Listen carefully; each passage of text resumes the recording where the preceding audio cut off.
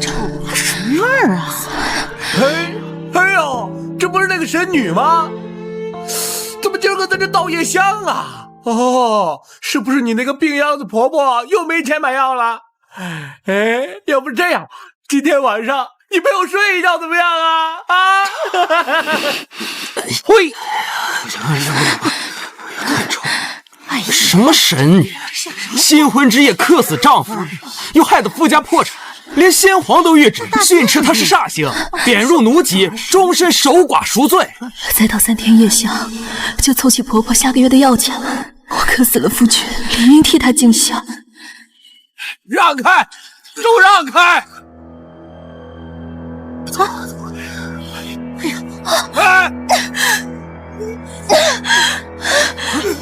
哎，找死啊你！快让开！这说他这多难看啊！瞧瞧他，还冲着了贵姓。哪个不长眼的敢拦本大爷的路？文星年，福伯，快走！文星年，我还没有死。你谁啊？福伯，快把这疯婆子赶走！为什么？你为什么要虚情假意的骗我跟你成亲，又在新婚之夜假死离开？滚！真不正。文星年，你告诉我，你为什么骗我？胡说八道什么？文星年，你就是文星年，你化成灰我都认得你。福伯，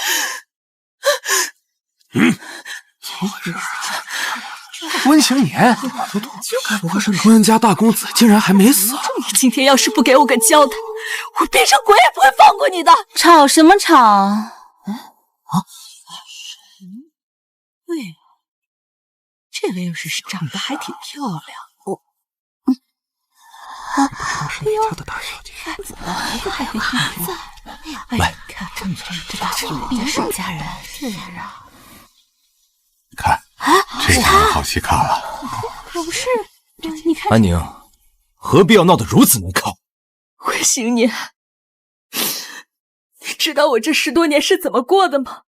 因为你假死，我一个神女，因为克夫之名，被皇上贬为庶民。为了照顾你一家老小，我夜夜到宫头，受尽凌辱。我为了帮你还债，我变卖嫁妆，穷困潦倒。你告诉我，你到底为什么骗我？安宁，我知我对不住你，但是我也没办法。将军府债台高筑，我虽知你神女嫁妆丰厚，但用妻子的钱还债，这有损威名啊！所以我只能假死离开。文星年，你卑鄙无耻！安宁，新婚夜克死丈夫，为夫听闻，皇上一道圣旨，命你终身为我守寡，并罚你入贱籍室。当初我真的为你心疼，可一想到这世间竟然有人为我如此付出，却又格外的舒爽。文星年，我杀了你！这踹死了吧？哎呀，不轻。实话告诉你，你哥当年出征殉国，你不是一直很好奇他的左手是怎么断的吗？没错啊，是我。谁让他的左手赢过我？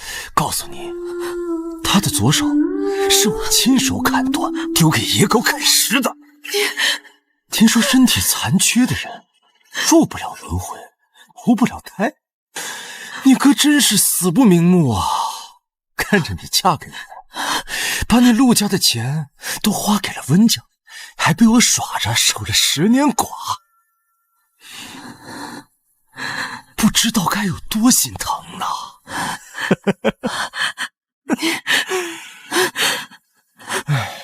神女，你守了10年寡的夫君，日夜与我颠鸾倒凤，不像你，老寡妇冤大头，你就是爹爹和娘亲经常取笑的冤大头。温行年，你欺我太甚，如有来世，我定要让你百倍奉还。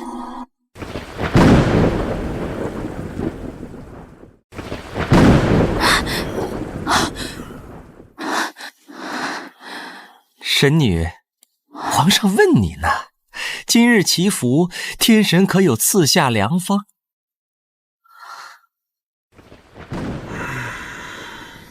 圣元帝不是在我成婚那年就死了吗？我这是重生回到了成婚前一天。朕被新政折磨多年，太医院那些废物毫无办法。神女，你可有法子？圣元帝被新政折磨多年，前世这个时候，他突然恶化，便急乱投医，疯魔道，甚至取了民间100个婴儿的心头血入养。神女，陛下，臣女确有一方，可以让陛下的病痊愈。你快说。陛下若想愈病，只需用一个吉年吉月吉日生，并在及时死去的金童的心脏入药即可。金童？神女可算出金童是何人？臣女的夫君正是吉年吉月吉日生的金童，臣女算出他会猝死于大婚之夜，新婚便是最好的吉时。温行年可是你的未婚夫，你真舍得挖他的心来为朕治病？他是陛下的臣子，理应为陛下效忠。好，明日若他死在洞房花烛夜，你便挖他的心来给朕入药。谢谢，趁热，朕等着。陛下放心，等他死了，一定趁热亲手将他的心脏挖出，献给皇上。神女如此大义，着实让朕感动。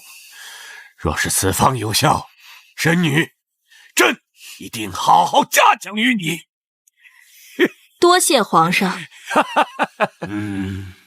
温行年，你前世假死，害我背上克夫煞星的骂名，一生凄苦。这辈子我要你们温家百倍奉还。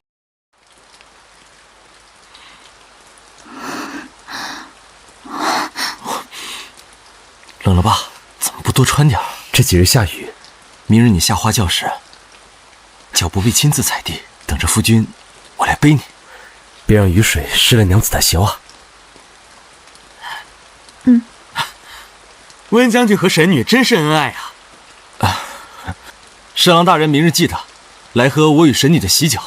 一定一定，我告辞了。走吧。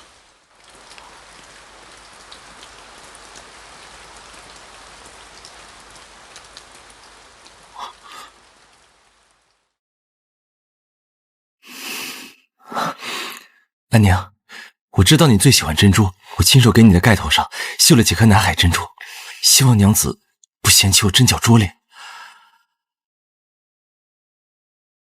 温行年的爱就像这几颗假珍珠，表面再漂亮，也无法改变它丑陋肮脏的本质。夫君有心了。安娘，若我死了，你还会一直爱我，一直等我吗？我会的，我便终身不嫁，为你一人守节。我就知道安宁对我忠贞不二，我这颗心也只属于安宁。是吗？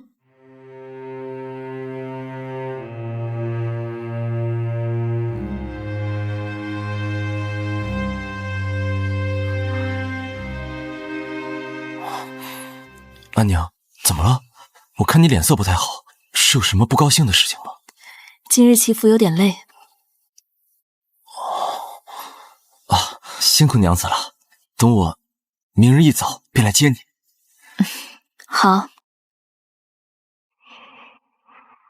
明日我等着你。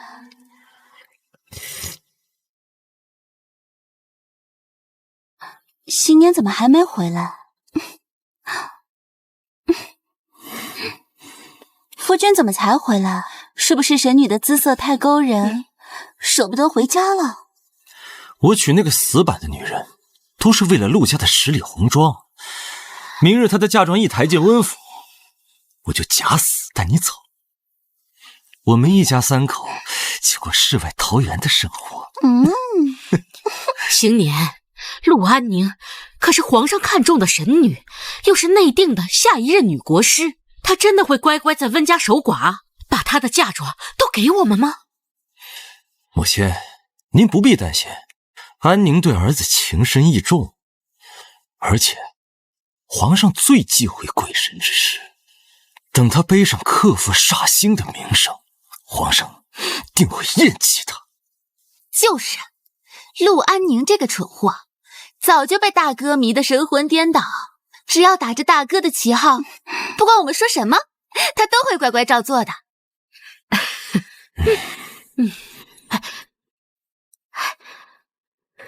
新年，这是张太医祖传的秘药惜命丸，服药后1盏茶的时间，你就会进入假死状态，气息和脉象全无。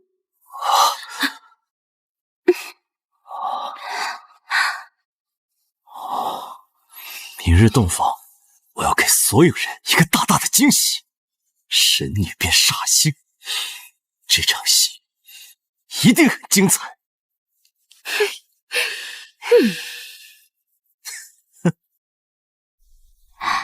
小姐今天真美，姑爷看到了肯定很高兴。是吗？姑爷和小姐青梅竹马，感情深厚，您嫁过去肯定会幸福美满，一世无忧的。青梅竹马，感情深厚。不好了，出事了！温公子他晕倒了。小姐，这可咋办呀？走，我们去看看。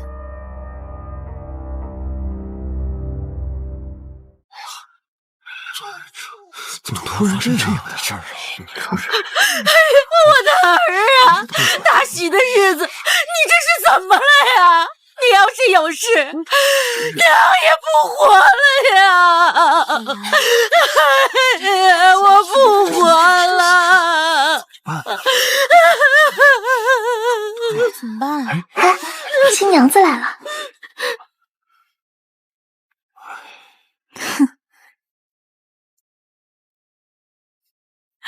新年哥，新年哥，新年哥，张太医，新年哥他怎么样了？大姑娘啊！哎呀，这看样子是好这人该不会真不行了吧？这怎么能醒起来啊？不太敬酒吧？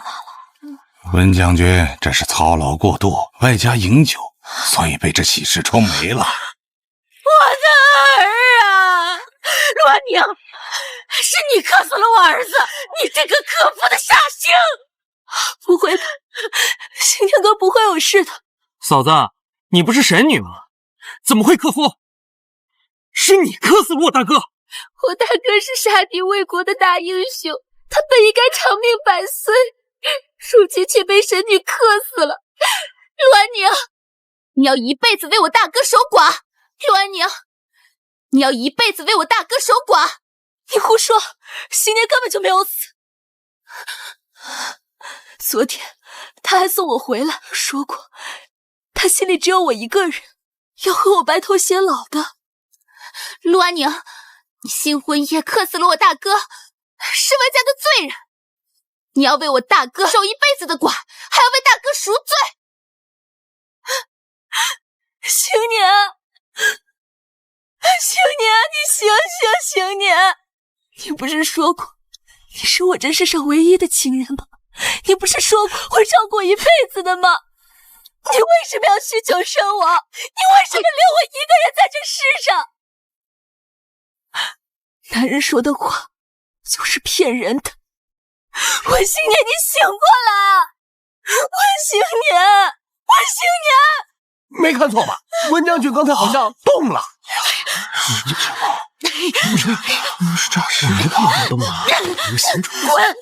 给老娘滚开！说已经不你克死了我儿子，现在还要来侮辱他的尸体吗？儿啊，我的儿啊！你父亲战死沙场去得早，娘含辛茹苦把你们兄妹三人拉扯长大，好不容易等到你功成名就，你可是我们温家的顶梁柱啊！你如今就这么被一个女人克死了，你让为娘怎么活啊？为娘不如随你去了，下辈子我们还做母子。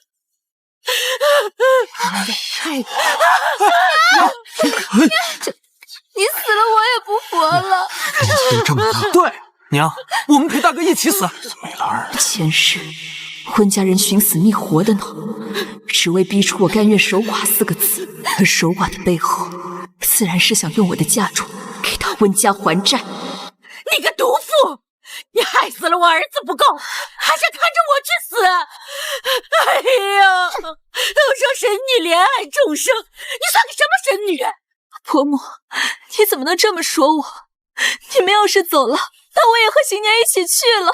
你克死了丈夫，这可是女子的死罪重罪，是要下18层地狱的。邢年不是我克死的，他的死另有原因。你说啥？你个煞星！你把我儿子克死了，还敢狡辩？昨日我算了一卦，温邢年的死是天命注定，这是他命中该有的结束，逃不掉。不管跟不跟我成亲，今晚这个时辰，他都会死。你胡说！我大哥身体健壮，怎么可能英年早逝？敢诅咒我大哥，你这个妖女！哎呀，这那还是上一世温邢年假死后，温馨柔便在众人面前扒了我的衣服，害我出尽洋相。竟敢诅咒我大哥！你这个妖女，我大哥都死了，你就穿得这么花枝招展，你勾引哪个男人啊？你这个不守妇道的贱女人！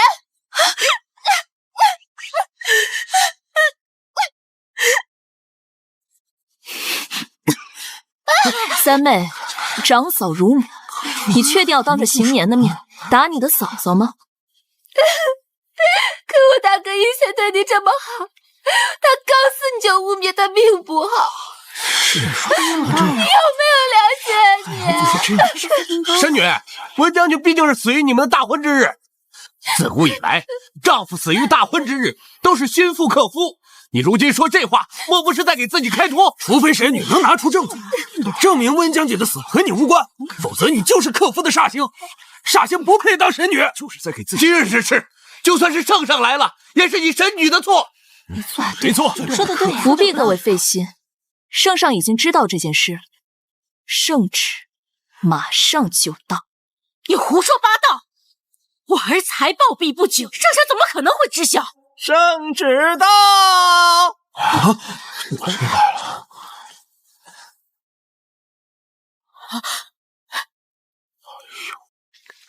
真的来圣旨了？难道神女真的算准了温将军今日会死，提前通知了皇上？敢问公公，这旨意可是给陆安宁的？皇上已经听闻将军府变故，这道圣旨是关系神女与温邢年夫妻之事。陆安宁，这旨意肯定是要责罚你克夫，剥夺你神女的头衔的。如此，陆安宁就得跟温邢年守一辈子寡。哼，他丰厚的嫁妆都是温家的。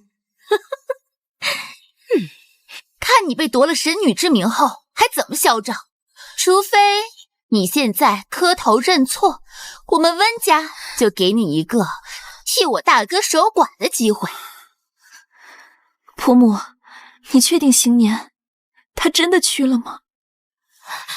陆安宁，我儿气息没了，手脚也凉了。张太医也说了，我儿已经死了。难道你还想倒打一耙吗？二弟、三妹，你们看着海公公手上的圣旨，再说一次，你们的大哥是怎么了？是你害死我大哥！婆母，你们要知道，见圣旨如今圣上在圣旨面前撒谎，如同在狱前撒谎，这可是欺君的死罪。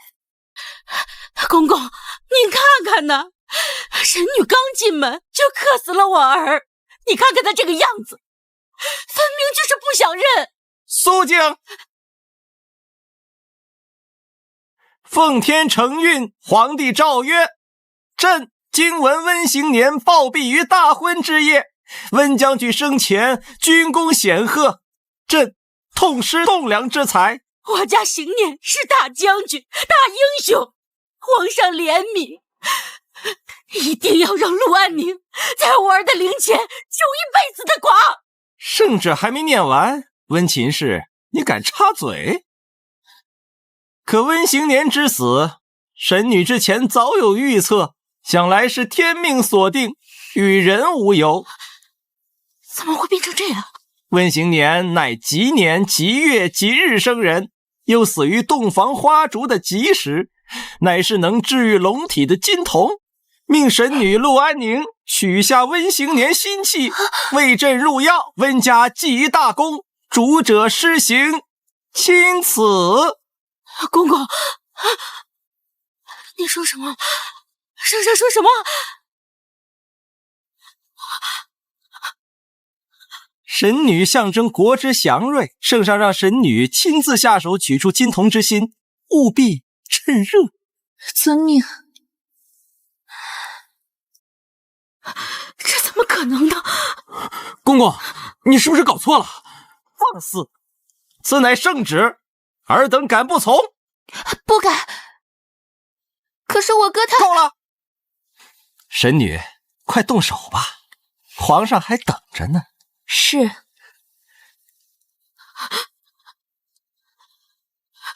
不可！行年是你的夫君，是你的天，你不能这样对他。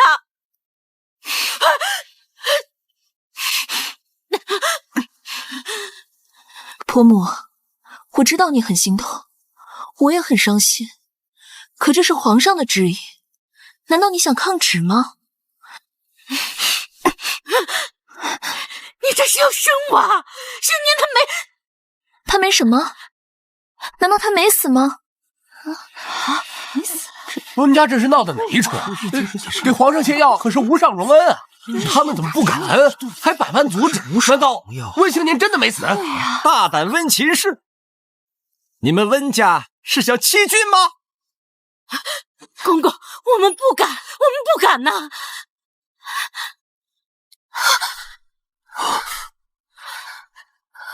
方才我特意问过你们，你们当着圣旨的面说行年死了，皇上也下旨安抚了，现在若是改口，这可是欺君的死罪啊！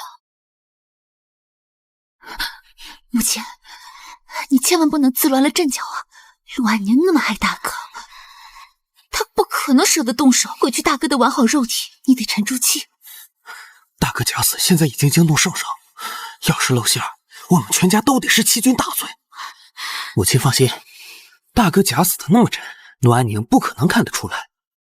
我看他这是悲伤过度，一时接受不了大哥的死，在试探我们。哎呀，可是万一这个贱人发疯伤了行年怎么办？我们温府现在可是唯一的指望啊！母亲放心，陆安宁不敢伤害大哥。果然，这个贱人对行年的感情这么深厚，舍不得伤害行年。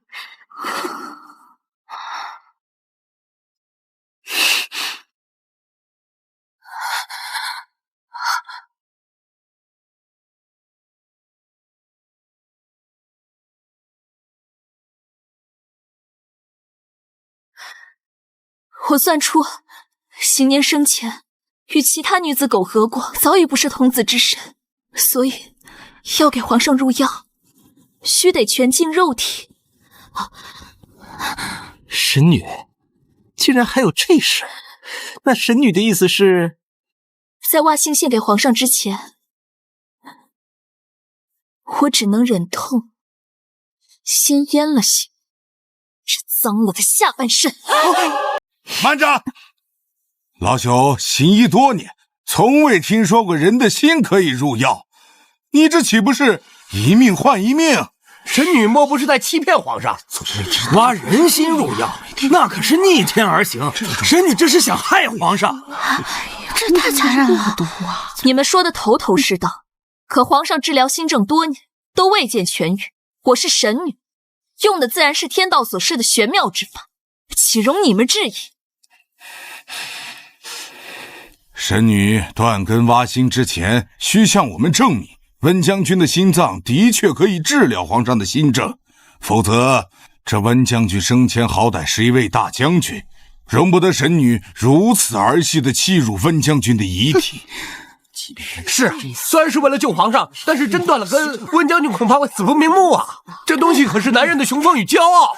听说身体残疾的人入不了轮回。是啊，温将军生前好歹也是个英雄，这也是被女人克死，还要被断根挖心，实在是可怜呐。就是啊，这可是将门之后啊。神女，张太医说的倒是有几分道理，这毕竟事关皇上龙体，还是要谨慎为好。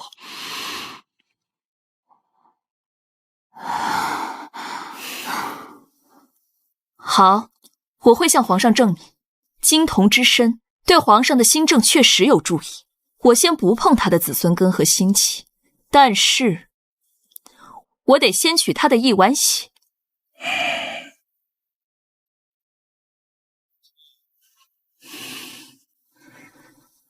新年有些疼，你得忍一下。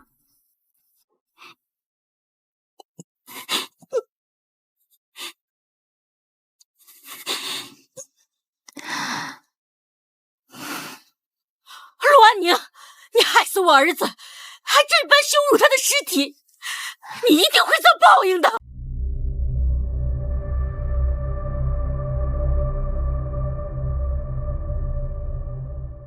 神女，既然这东西已经取了，那就劳烦您和咱家一起进一趟皇宫呗。是。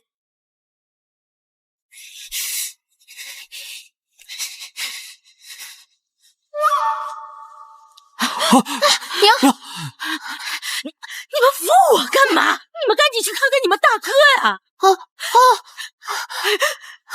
的儿啊！拜见皇上。神女，朕命你取得金童之心呢。回陛下，温新年猝死之事，引得一众宾客围观，而张太医极力阻止，臣只能取来同样有效的金童血。这血也有用？血的药效虽然差些，但同样能缓解皇上的心症。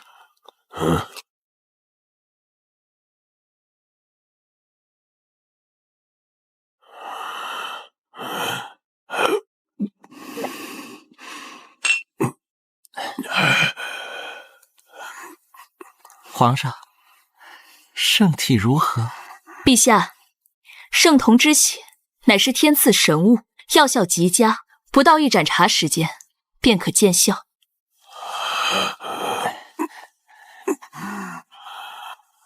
好，朕感觉身子的确轻松不少，不愧是金童血呀！皇上，你又能下地走路了，恭喜皇上！神女，这金童血的确有效，你快去将温行年的心脏取来。陛下，现在还不行。为何？近日臣掐指一算，算出温行年生前与其他女子苟合过，早已不是童子之身。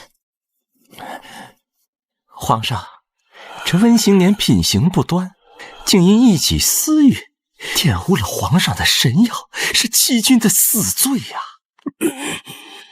神女，可有解法？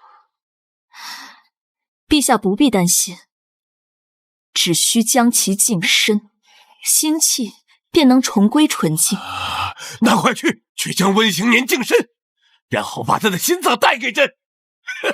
是。还不快去？是。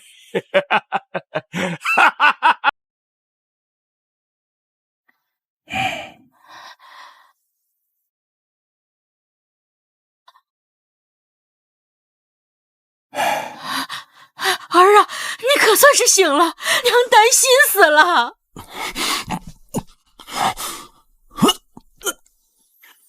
陆安宁到底想干什么？今天差点把我给淹了。大哥，要不你明日就活过来吧，这一招太险，今日你差点就断子绝孙了。活过来？我怎么活过来？此事把皇宫都惊动了，我温新年现在就是个死人。我要是活过来，整个温家都是欺君大罪。那怎么办？当初我们就不该出这个假死的馊主意。我原本以为陆安宁爱我爱得犯蠢，我要是死了，他必定肝肠寸断。没想到这么狠，这可怎么办呀？今天只是取了你的血，要是你的血真对皇上龙体有用，我的儿啊，那你的子孙根还能保得住吗？我查遍了所有的医学古籍，上面都没有注明这人血入药可以治疗心症。但如果皇上偏听偏信的话，恐怕新年真的就性命不保了。我长老，那我该怎么办呀？这新婚夜烛火通明，我这小丫鬟一个不留神就把这整间的婚房全都给烧了。如此一来，新年不仅能金蝉脱壳，这新婚夜死丈夫又走火，象征祥瑞的神女可就真的成了大灾星了。可是如果大哥的尸首不见了，圣上会不会发怒？我闭嘴！不这样，难道我真要眼睁睁看着你大哥去死吗？滚开！这个家可没有你说话的份儿。母亲、三妹，你们多保重，我先走了。大哥，二弟，我走之后，母亲和妹妹就靠你了。放心吧，大哥，只是我怕陆安宁。有何可怕？就是个贱人，害得我如今要离家出走。但你放心，陆安宁心系于我，等这段时间过了，她一样会乖乖为我守寡，她的嫁妆依旧会是我们温家的。大哥，还是你想的周到。就这样吧，我走了。大哥，天黑路滑，要不然还是我送你吧。好。儿啊，保重身体，记得多给娘写信啊。好。大哥，保重。我走了。走。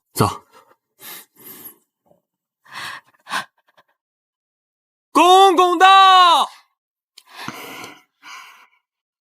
恭喜各位了！皇上饮下温将军的金童血后，精力大盛，金童心必然效果更好。诸位，麻烦你们把温将军的尸体抬出来吧。能为皇上治病是我们行年的福气，可昨晚一场大火，我家行年已经在大火里烧没了。什么？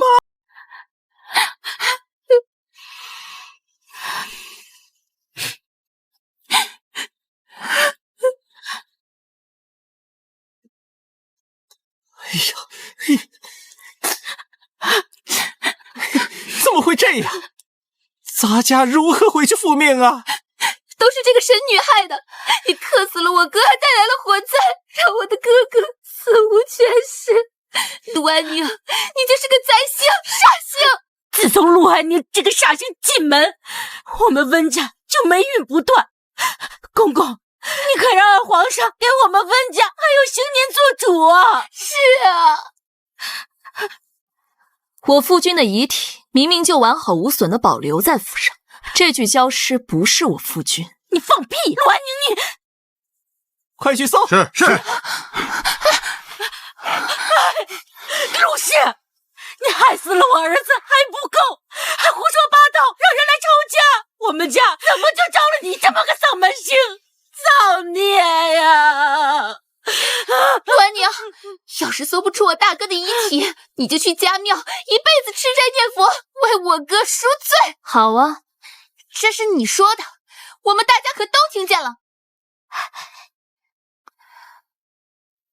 行年他现在应该出城了吧？娘，你放心，大哥现在估计都安顿下来了，他连大哥的一根毛都不想找到。那就好。公公，都找过了没有？公公没找到。神女，你看这……陆安宁，今日之后，记得将你的嫁妆都通通送到我温家。都说了，我儿的尸身已经被大火焚烧，你却偏偏不信。哼！公公是在找我大哥的尸身吗？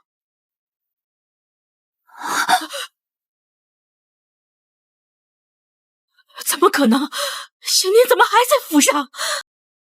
你不是说温将军的尸体被焚毁了吗？公公莫怪我娘，实则昨晚温府确实升起了大火，可是大哥的尸首乃是圣上钦点，所以我时刻留意，这才及时救下了大哥的尸身。娘亲只是不知情而已。哈哈，原来是这样。公公莫怪，公公方才来的时候我才刚醒，所以这才误会了。温公子真是帮了咱家的大忙了，等圣上痊愈，一定会重重赏赐你的。那就多谢公公。温情是温行柔，前世你们温家人将我敲骨吸髓，利用致死，这辈子轮到你们狗咬狗了。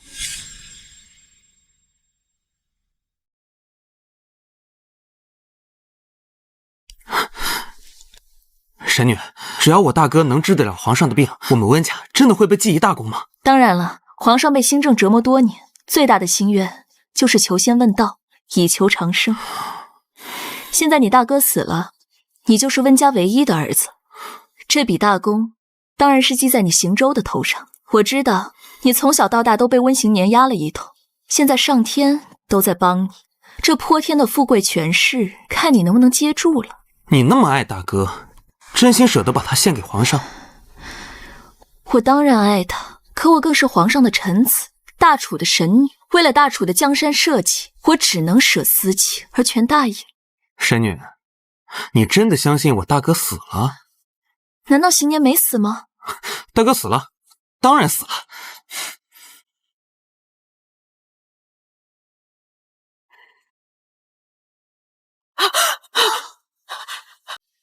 公公，你们认错了，这不是邢年。放肆！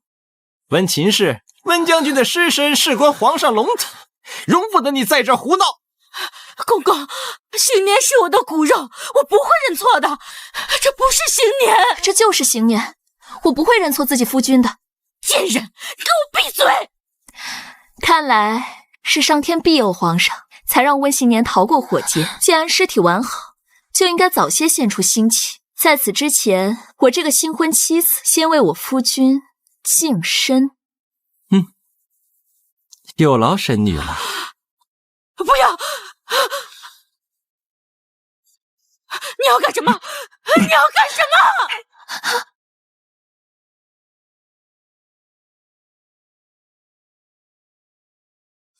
温行年，我恨你！你不守节脏的下身，我却要忠贞无二的做寡妇做烈女。现在是你该遭报应。夫君，神女亲手为你阉割，你该感到荣幸。我的儿啊！大哥！哎呀！儿啊！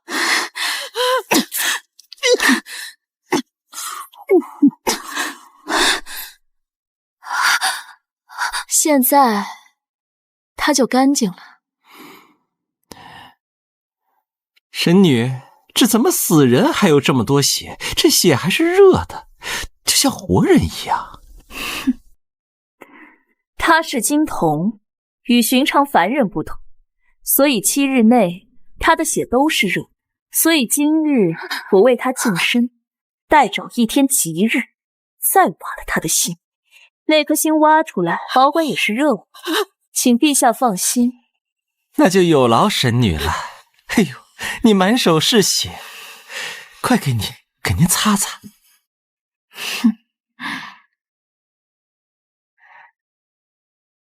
咱家不知有句话该不该讲，神女这刀啊，比净身房里那群人更快更狠啊。公公谬赞。哦，对了，等温家人把他尸体收拾好了，还劳烦公公明日一早把他的尸体抬进宫里。娶亲是大事，需要做祈福仪式。罗娘，你什么意思啊？你要把我哥的尸体带回皇宫？三妹，你也看到，温府刚起了一场大雾，他的尸体放在温府，谁又能放心？不错，你们给温将军换身衣服，再把他的伤口包一下，毕竟是要进宫的，别冲撞了皇上。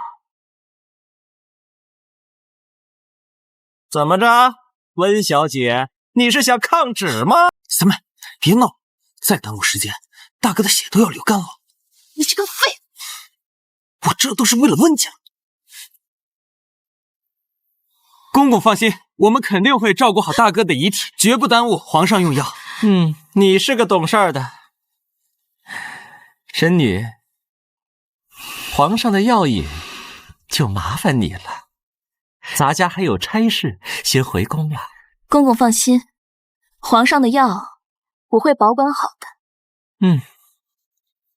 走吧。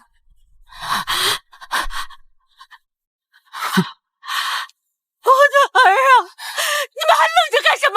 快把大公子的尸体抬到寿安堂去！儿啊！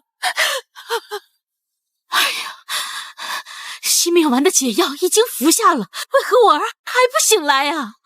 他下身失血过多，虚弱昏迷，再扎上几针便会好了。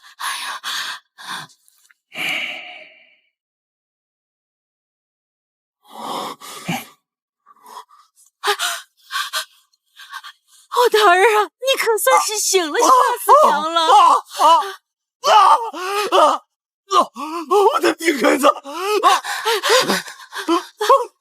温了，怎么被害成了这样？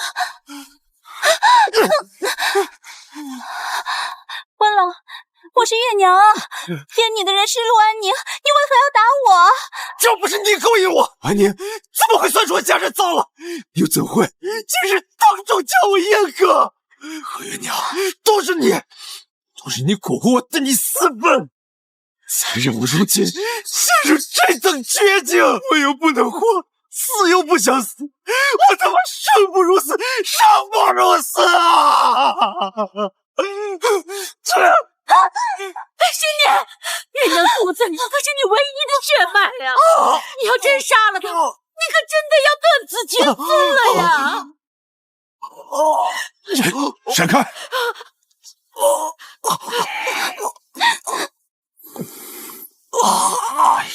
伤口裂开了，必须得马上止血。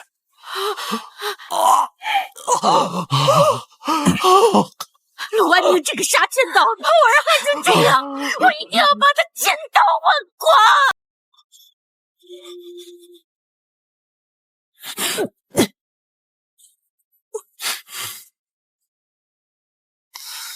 是你！昨晚我本可以趁乱离开温府，逃出升天，是你将我打昏，还让陆安宁那个贱人给我害成这样！大哥，君子不立危墙之下，你自己假死自设险境，反倒是怪起弟弟我来了。我为什么假死？你不知道吗？我借了皇家300多两黄金，只有陆安宁的嫁妆才能还上。欠债也是你当日私心作祟，在粮草上动手脚，怎么反倒是怪起我来了？反了天了你！一个贱婢肚子里爬出来的庶子，也敢忤逆你嫡出的大哥！你爹在泉下有知，定会被你气得魂飞魄散。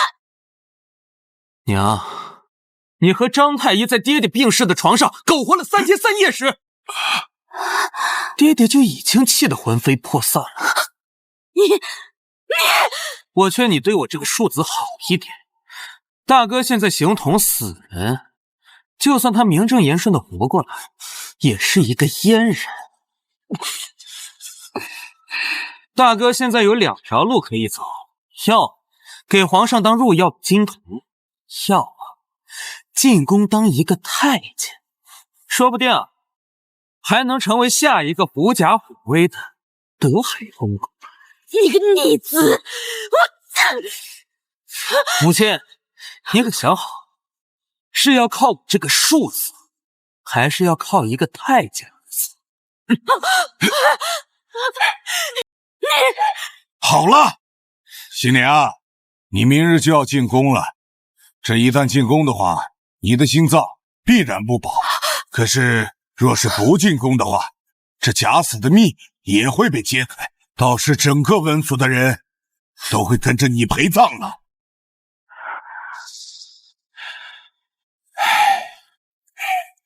这个节骨眼上，你一定要考虑清楚，千万不要再连累你的母亲了。长老，还是你知道心疼我，我的命怎么就这么苦啊！早知心晚了，明日撞死进宫，一进宫我就找机会面上，告诉皇上，这一切都是陆安宁在陷害我。只要皇上知道我是假死，陆安宁的谎言就会不攻自破，皇上也绝不会让陆安宁深挖我的心。长老，你一定要帮帮星年啊！我就他这么一个儿子，我们俩的下半辈子都要靠他了呀！夫人放心，明日我便和你一块力见皇上。老夫当了20多年太医，还从未见过用活人的心脏当作药引子，这简直就是陆安宁的胡说八道，妖言惑众。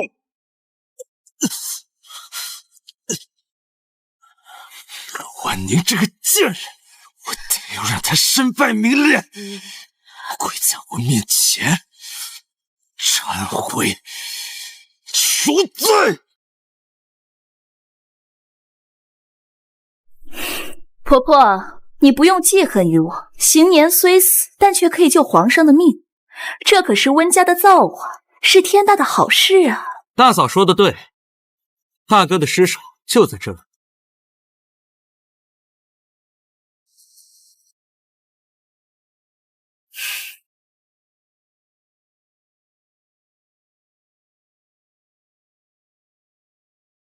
大概是怕假死醒来又被我卸胳膊断腿，这回他连惜命丸都不敢吃了，就硬装死。哼！带上温将军的尸体回皇宫。是。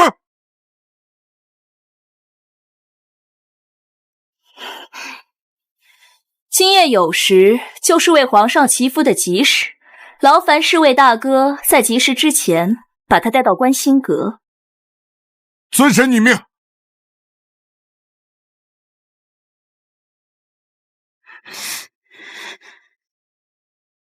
守着个死人真晦气。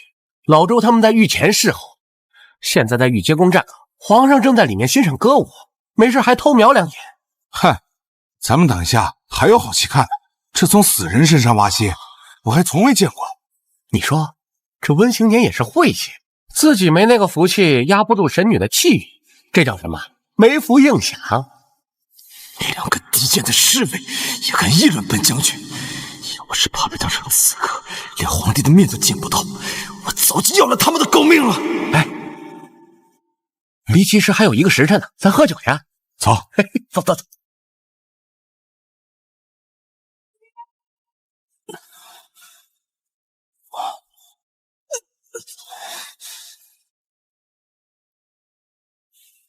陆安宁这个贱人，断根之仇我一定要报。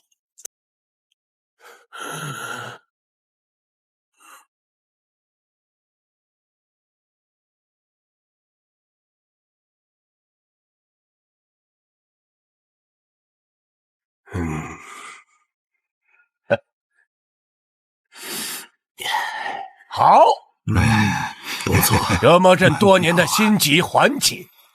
神女立下大功，想要什么赏赐，只管说，朕一定满足你。谢皇上。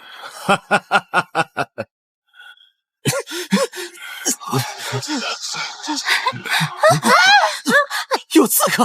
护驾！我不是刺客！皇上，我是3品骠骑将军温行年。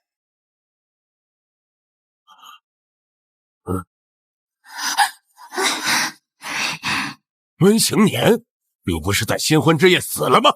微臣没死，不，微臣是差点被神女陆安宁给毒死了。陆安宁在交杯酒里下了剧毒，导致微臣昏迷数日，还诱骗皇上说我的心可以给皇上治病。真的，这是他撒下的弥天大谎。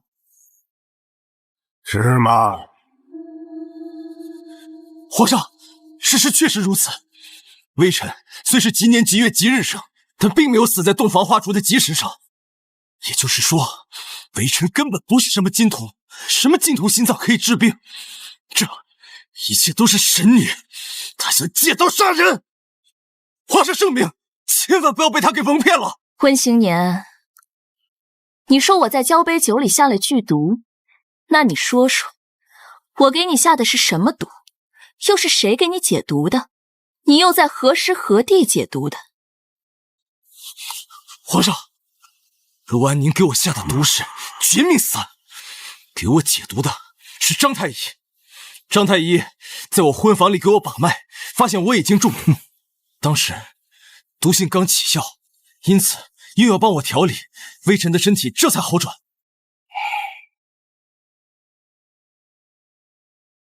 启禀皇上，温将军所言属实。微臣前去温家喝喜酒，出事之后，微臣立刻给温将军把了脉。温将军的确是中了绝命散。是啊，微臣也记得张太医给温将军把过脉。张太医，那为何你不第一时间说他就是中毒昏迷，反而误导大家说温行年死了，让皇上误会他就是金童？你这是欺君！张爱卿，你可知欺君之罪是要诛九族的？皇上，微臣万万不敢欺君呐！只是这绝命散的毒绝不只是单次服用便会中毒，所以微臣基本可以判定，这下毒之人必定是温将军身边的至亲之人呐！皇上，臣隐瞒此事，完全是为了配合温将军查出幕后下毒的凶手。至于微臣说温将军已死，对于这一点，微臣确实有欠考虑，求皇上饶恕啊！是的，陛下。如今给微臣下毒的凶手就坐在这里，还请陛下明鉴。坐在这里，这陆安宁，等你被刺死，你的嫁妆一样是我温家的。是吗？可据我所知，温行年的假死可不是因为中毒，而是服用了张家祖传的秘药惜命丸。这惜命丸，想要制成此药，需要很多珍贵药材，这些药材只有宫中的御药房才有。神女，你此话当真？你胡说些什么？什么惜命丸呀？我从来没有听说过，和我张家绝无关系。神女，我可从来没有得罪过你，你为何要这般污蔑于我呢？是不是污蔑，很快就会知道。你这话是何意？皇上圣明，在宫宴开始之前，便派人去调查了张府。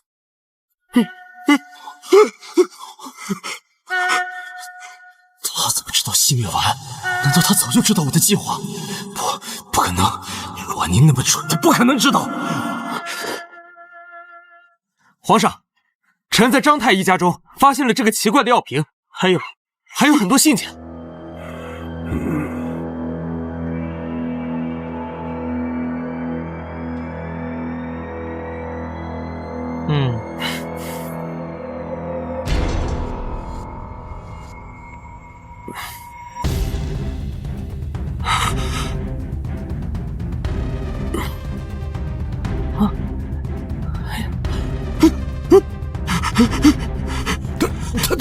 他死了。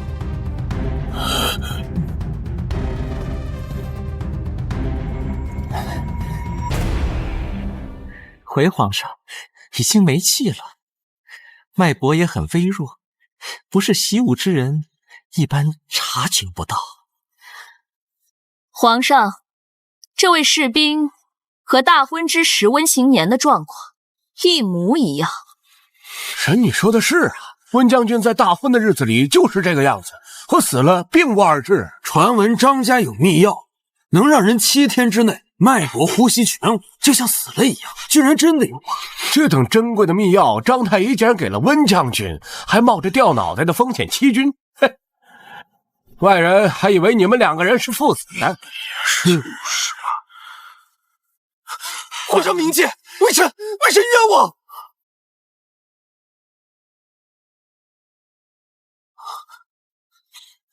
皇上，这2人的关系确实不一般。说，张太医和温前世勾搭成奸，来往书信里皆是污秽不堪的话呀，这实在是辱没了温老将军的英名啊！混账！是你这个贱人害我！温老将军一生为国征战数十载，用性命取了南疆数十年的太平，你这个畜生，竟然这般侮辱温老将军！我呸！张太医无耻下作，温行年更不配为人子。为了一己私欲，竟然与谋害温老将军的人合谋，这就受不了了。你今日受到的欺辱，还不及我前世遭遇的1/10。你竟敢私盗宫中药，结党欺君，还欺辱温老将军！你这样的畜生不配为人！来人，拖出去！明日午时，菜市场当众行刑！皇上饶命啊！是温亲事入洞勾引的臣，皇上饶命啊！皇上！皇上，我是冤枉的！皇上！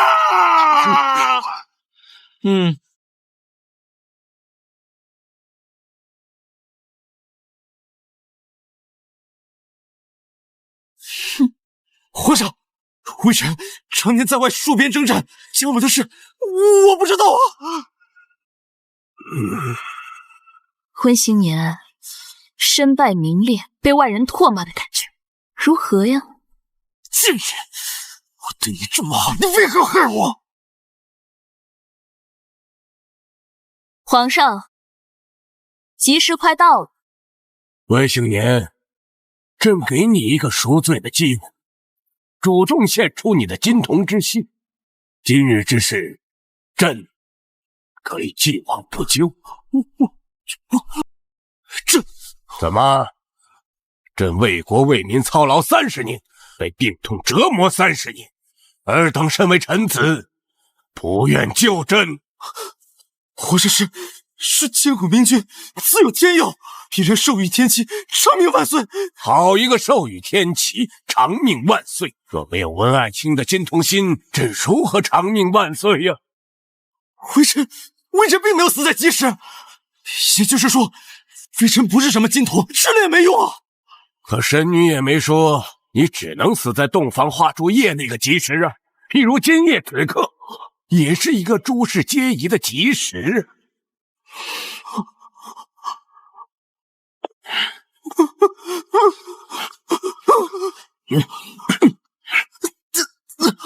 温行年，为皇上献出心气是你的荣耀，你跑什么呀？你这个妖女，你养养活众！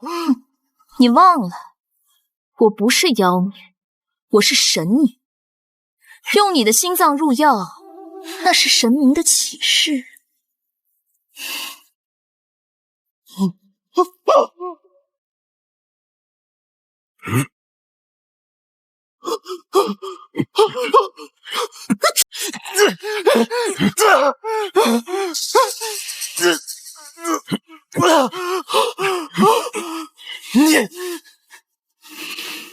你以为我要在观星阁摘你的心脏吗？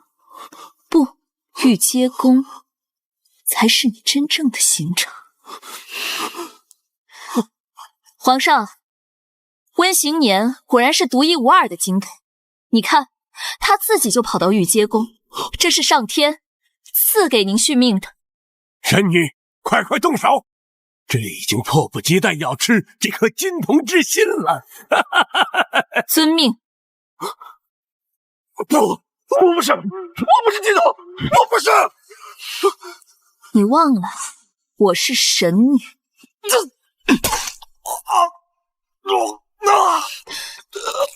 我说你是，就是。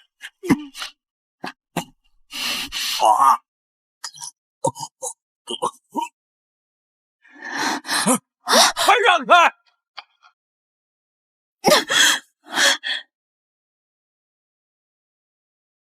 哪个不长眼了？敢拦本大爷的路！欢新年，欢新年，真的是你，你没有死。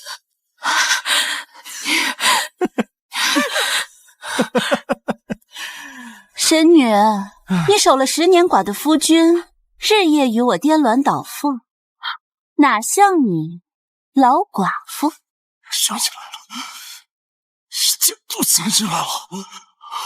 安宁，你在报复我，从始至终你都在报复我。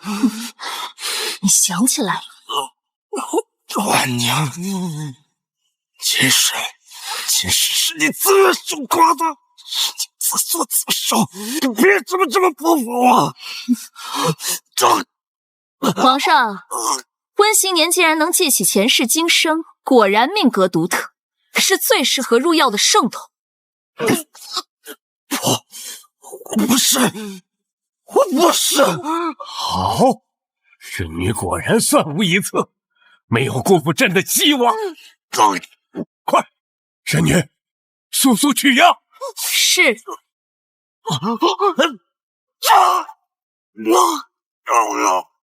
安宁，对不起，我错了，我向你道歉好不好？之前是对你有恩的，你还记不记得10年前是我将你父兄的尸首从前线运过来的？记得。你说过，说我让你的至亲能落叶归根，这份恩情你会记一辈子。就算我对不起你，你也不该这么心狠。陆安宁，你怀恨妇义。我确实很感激你，但我想问问你，我兄长的尸体为什么少了一只胳膊？是被敌人砍的，这刀光剑影，大胳膊少腿不计其数。你大可不是例外，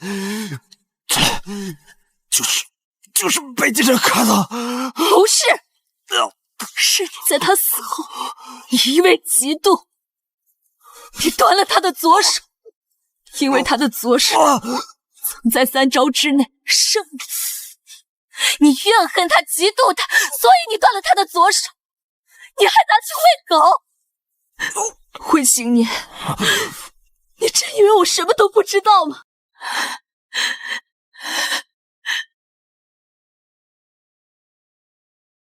大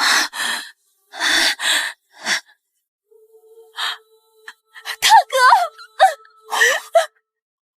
安宁，你没了大哥，可以把我当哥哥；你没了家人，可以把我的家人当家人。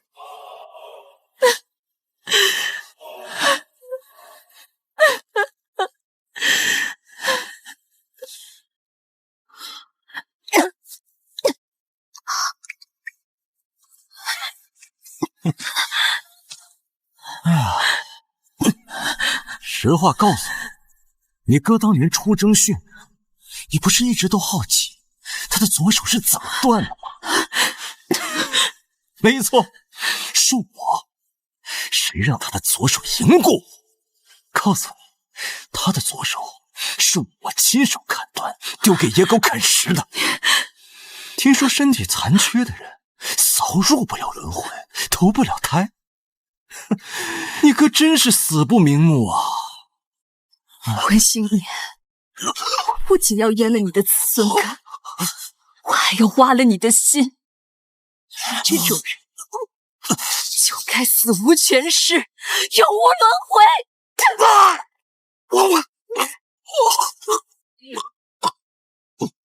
我知道错了，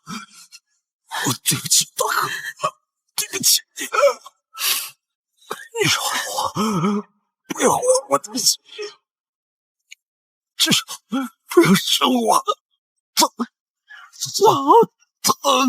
了。其实我在洞房花烛夜就可以听从圣旨杀了你，我还等到了现在，选在今晚。知道为什么吗？为什么是今晚？因为这个时辰是你前世假死私奔后与贺月娘成婚的吉时吉日，你跟他夫妻交伴，颠鸾倒凤之时，我正跪在那座空棺椁前，抱着你的灵魂，长跪了3天3夜，因为他们都说是我克死你的。陆安宁，你要一辈子为我大哥守寡。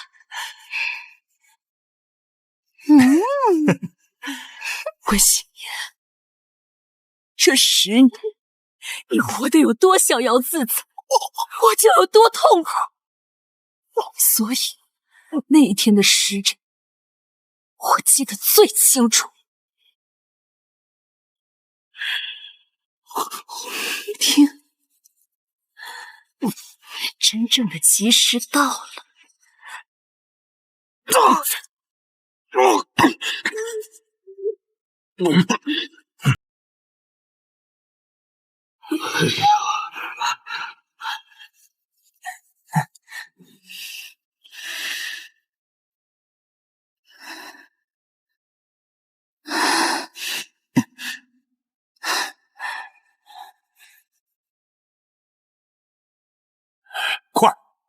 快把这金童之心炖煮入药。奴才这就去。此次寻药，臣女功不可没。想要什么赏赐，只管说，朕不会亏待有功之臣。温新年虽然死了，可温家人还活得好好的，你们前世欠我的，是时候还了。皇上，臣女与温新年自幼一同长大，有青梅竹马之情。如今他为了大义献身，臣女希望能替他照顾好家人。神女果然是有情有义，朕便成全你，允你以温行年夫人的身份入住温家，好好照顾他的一家老小。谢皇上。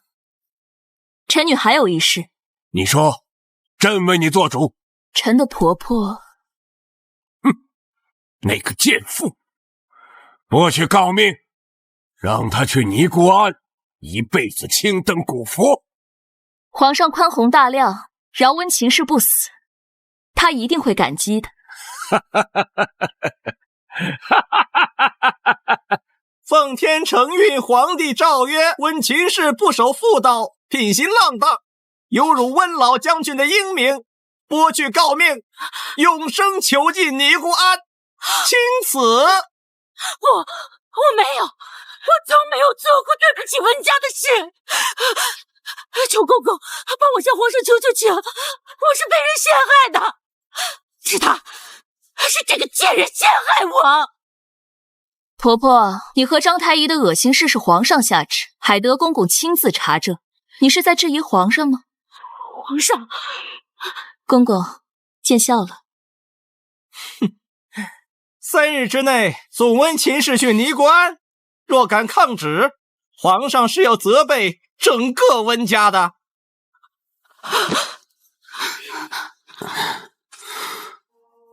不敢，明天一定准时将母亲送到佛祖面前赎罪。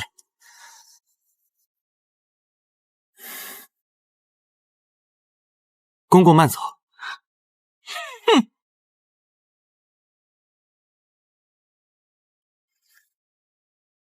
我是皇上亲封的诰命夫人，身份尊贵，谁都别想把我赶走。娘，你先别太激动，我们一定会有办法的，我们再想想办法。二哥，你就这样眼睁睁的看着娘受这样的屈辱吗？你赶快想想办法呀！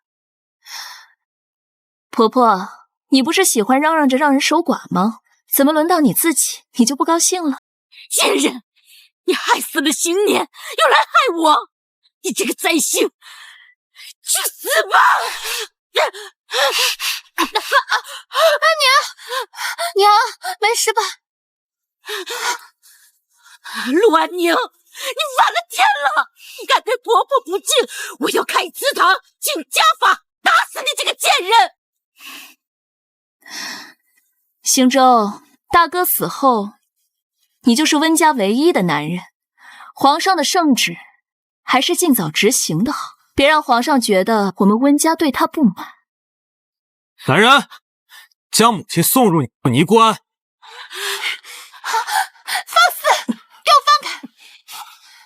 温行舟，你这个白眼狼，我白养活你了！我早就应该把你丢尿桶，把你淹死！陆安宁，可夫的煞星，你不得好死！温岚是不守妇道在先，不遵圣旨在后，他这样做会害死我们整个温家。来人，把他拖入后院沉塘。温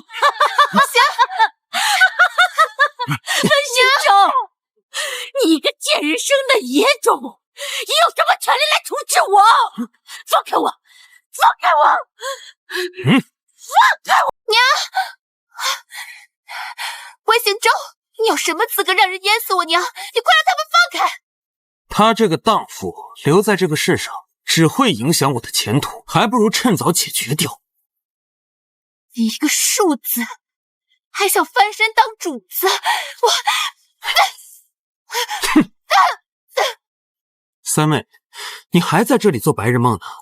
你母亲是个荡妇，你亲大哥是个太监，你一个无父无母的姑娘，还想打我？二哥，你以前不是这样的。闭嘴！以前的事情不许再提了。温家的大功以后只能记在我一个人头上。我是新上任的3品骠骑将军，以后整个温家由我说了算。我还真就是你的主子。大嫂，长嫂如母，大哥和母亲都被杀了，你一定不能不管我呀！温行柔，你前世嚣张骄纵，肆意作践羞辱我的时候，可不是这么说的。哼，三妹啊，这是你们兄妹之间的私事，我不好插手。陆安宁，你这个灾星，大哥和母亲被你害死，我做鬼也不会放过你的。正好，我也不打算放过你们。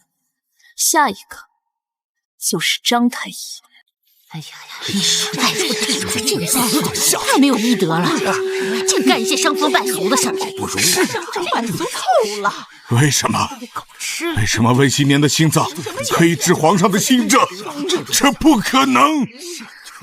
张太医，我改变千刀万眼。还记不记得8年前温行年战场负伤，这娘是给别人看病，他明明受的只是皮外伤，你却告诉我一定要用我陆家千年人参入药。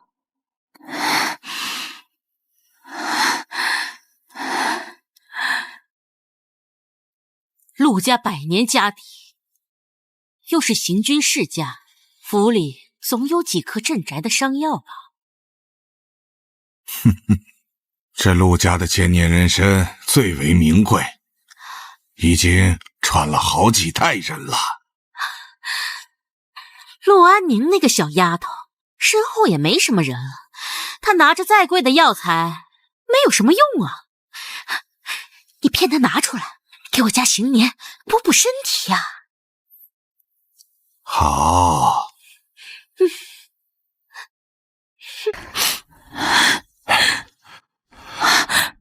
张太医，行年哥怎么样了？温将军伤得极为严重，需服用千年人参才能恢复呀。回大来了，你快给他。好。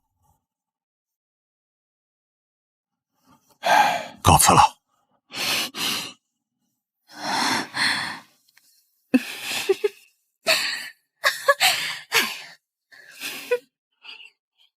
千年人参进入身体，就会有一定的药性。温行年吃了那么多，所以他的心和他的血，当然也有一定的药效。原来如此，我聪明谨慎一世，却败在一个妇人的贪婪浅薄上，真是个笑话，笑话呀！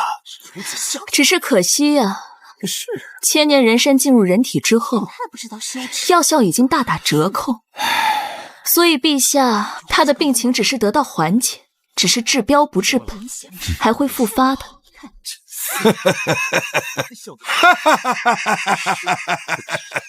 我告诉你，老夫先走一步，我在地府等着你。我听说温行年还留了一株，后来给贺月娘安胎了，所以他的心和血，包括腹中的孩子，那都可能是良药啊！这世上啊，有金童就有玉女，全凭我这个神女裁定。可惜呀，后面的好戏你看不到了。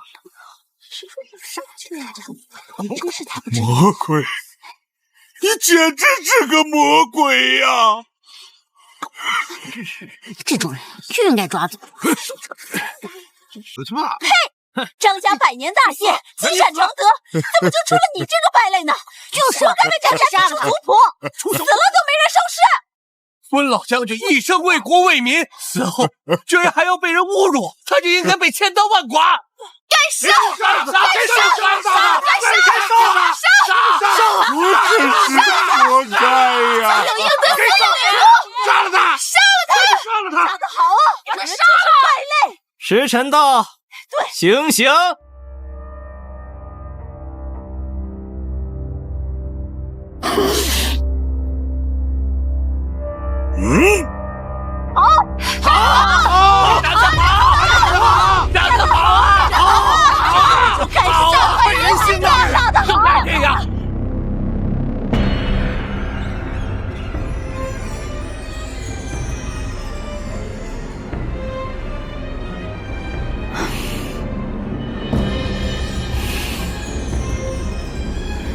上一世，我被圣元帝夺去神女之位之后，便再没脸见师父，也没有踏入这扇门。10年了，我终于又能再见师父了。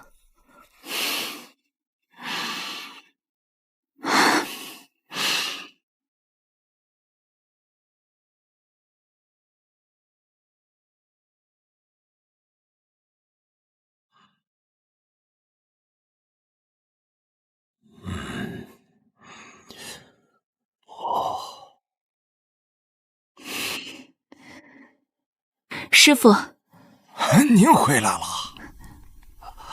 师父，你是不是早就知道我出家之日有一劫？你为何不阻止我？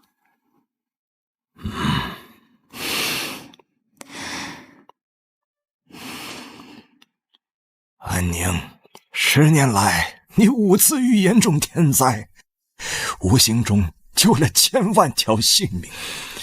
可凡人窥探天机，是会折寿损运的。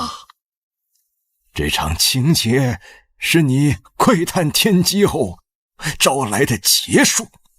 卦象上说，你因情所累，本会在此劫中身陨魂灭。所以前世我气运衰落，出家后受尽磨难与屈辱，30岁就英年早逝。你惨死之后，你的家人急得不行。你父兄战功卓著，你母亲一生行善积德，他们倾尽全力才为你争得重生之机呀。既如此，天道为何要收他们呢？功德已满，各归仙位。若是寻常人家，是生不出神女命的女儿的。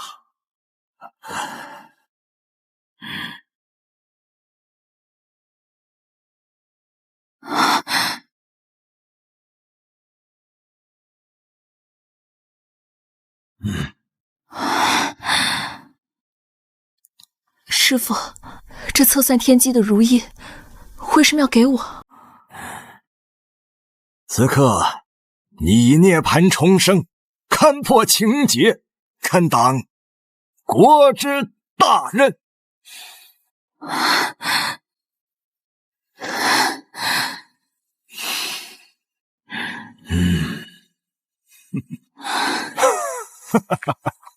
以后国师府就交给你了，老夫去也。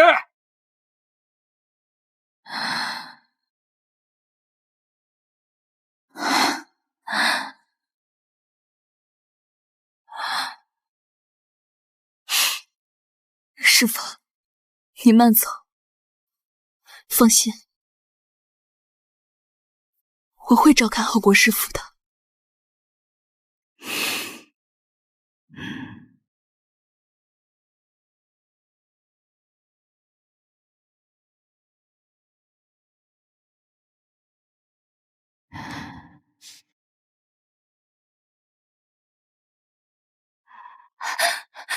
大嫂，救救我吧！大胆！再敢胡言乱语，若是触怒国师，可是大罪。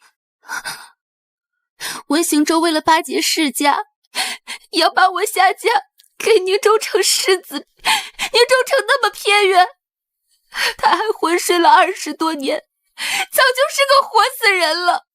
温家，他现在当家做主，我连自己的婚事我都插不上话。国师，求求您看在新人的情分上，救救我吧！哼，情分？我与温三小姐何时有过情分？你说的情分，莫不是半年前你与你娘合起伙来骗我守寡，算计我嫁妆的情分？神女，国师，就看在你我皆是女人的情分上，你就救救我吧！只要不让我嫁给那个活死人，你让我嫁给谁都可以。嫁给谁都行。那门口的贩夫走卒，你可愿嫁呀？他们怎么能配得上我？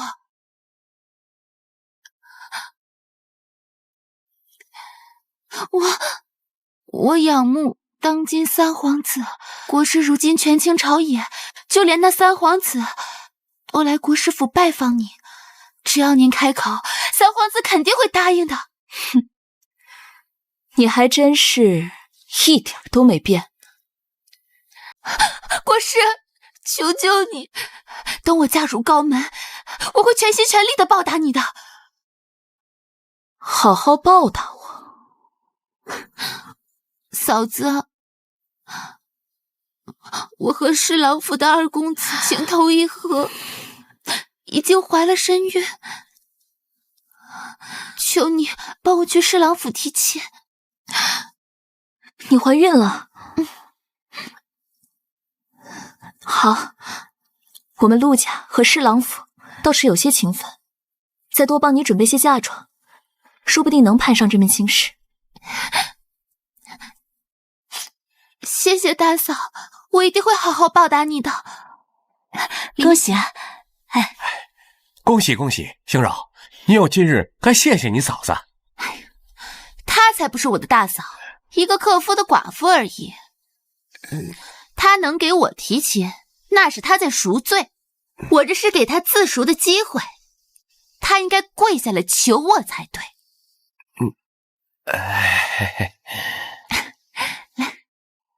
好啊，我可以帮你，但有条件。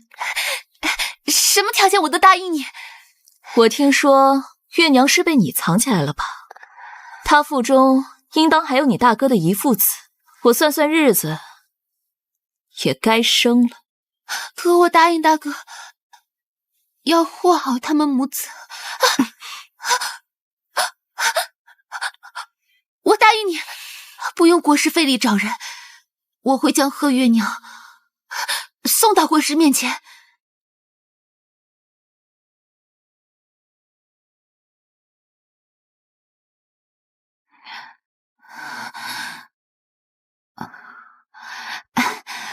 恭喜嫂子，皇上要嘉奖大哥舍身大义，要封你为诰命夫人呢。就连你腹中的孩儿也会封爵受赏。真的？当然是真的了。我这次来啊，就是来接你的。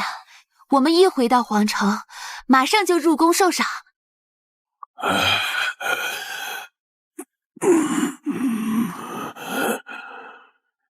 国师，你不是说温行年是金童之心，只要朕吃了他的心，就能根治心症吗？现在是怎么回事？陛下息怒。温行年生前与人苟合，虽然蛙星之前做了阉割，但到底还是玷污了金童之身，才导致陛下心症复发。那你会想办法呀！啊，朕快痛死了！陛下，这世上有金童，就有玉女。玉女的血肉和金童一样有效果，而玉女，臣已经为你找来了。玉女在何处？快把她接来！不，你亲自去，快去！臣这就去。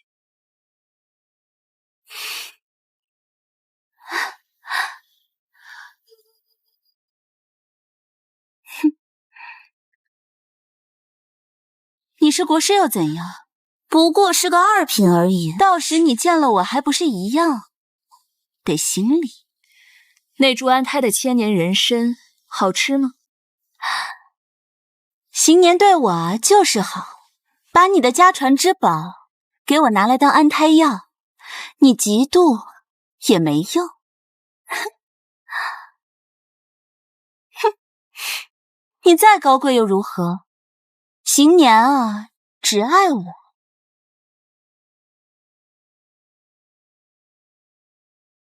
不是，我不是什么玉女，我不能治病啊！我的孩子，不要动我，不要杀我的孩子，不要过来！你们要干什么？救命！救命啊！殿下，国师好雅兴，还在为父皇祈福。但是这世上，唯二已经吃过千年人参的人已经没了。他日若父皇再犯病，国师该如何应对？那就让皇上别再痛了。还请国师赐教。三皇子，现在万事俱备，只欠一个出师名。如果百姓知道当今圣上喜欢吃人心、啖人肉，连一个孕妇都不放过，你觉得他们会不会渴望一个明君来代替这个暴君？我要是想名正言顺，还是需要国师帮忙。这很简单，我会给你算一个帝王卦，告诉天下百姓，你就是这大楚江山新的盟主。好，如果是这样的话，那国师的妹妹将会是我最宠爱的妃子。好，好好待着，祝你们早生贵子。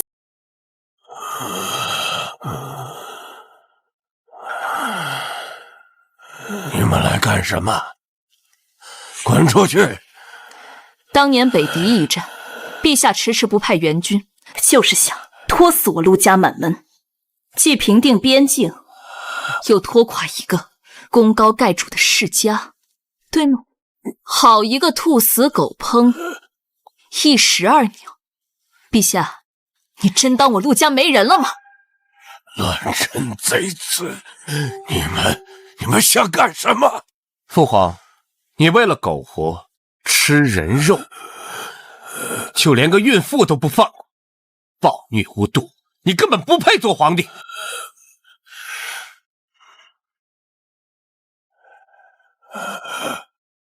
我就杀了你这个吃人的昏君，还大楚一个朗朗乾坤。国师，杀了这个逆子，朕让你当摄政王，一人之下，万人之上。我要万人之上的位置。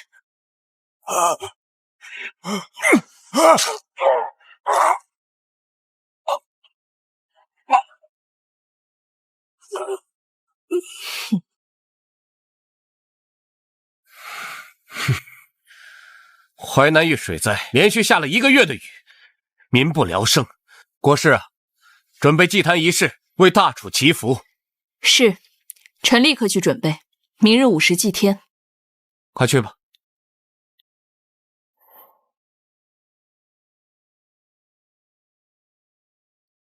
让你们嚣张了2年，是时候收网了。哼！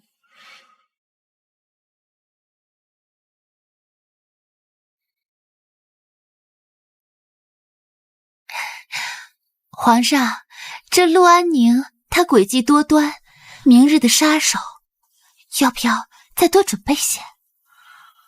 对付他20个足矣。之前他的奸计屡屡得逞，是因为我的父皇昏庸。朕可不是什么昏庸无能的君主，不需要一个国师在朕面前指指点点。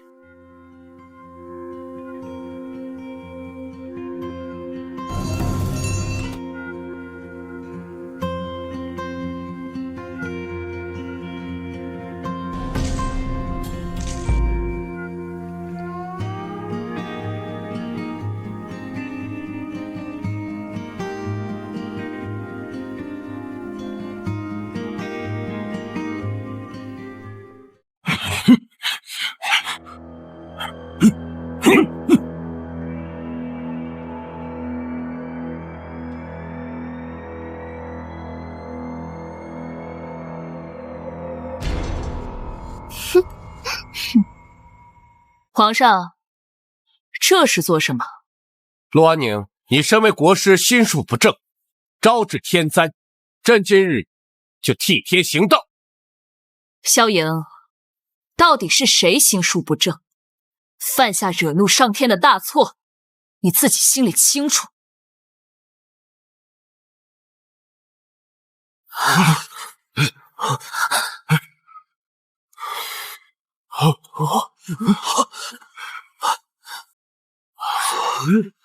难道说国师说的是真的？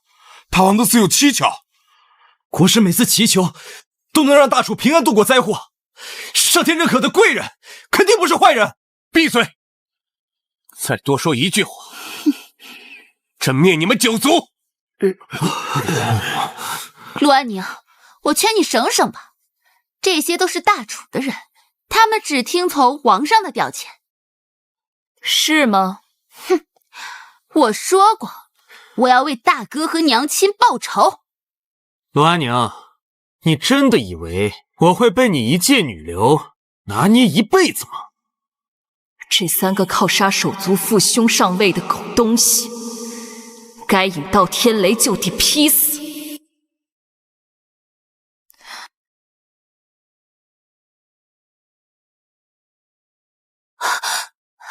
皇儿，我的皇儿为什么会在你的手上？陛下，陆安宁，敢用皇子来威胁朕！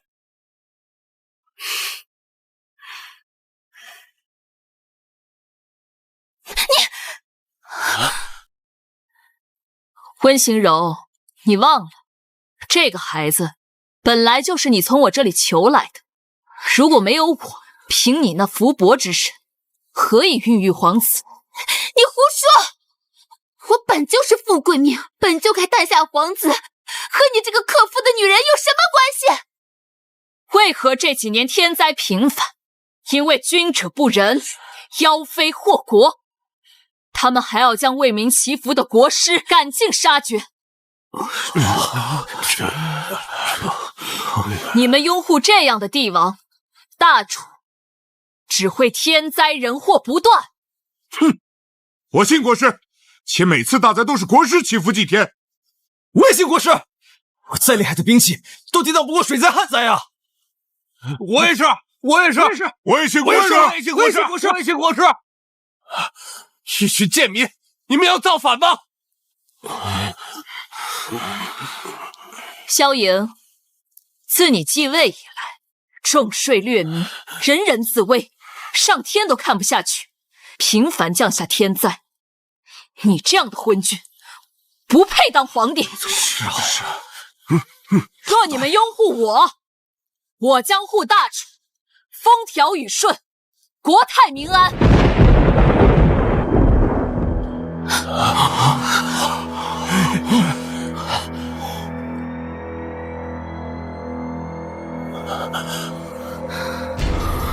神女天佑，国师万岁！神女天佑，国师万岁！昏君、飘妃、逆臣，绞杀！绞杀！绞杀！绞杀！绞杀！绞杀！放肆！放肆！住手！放肆！这样！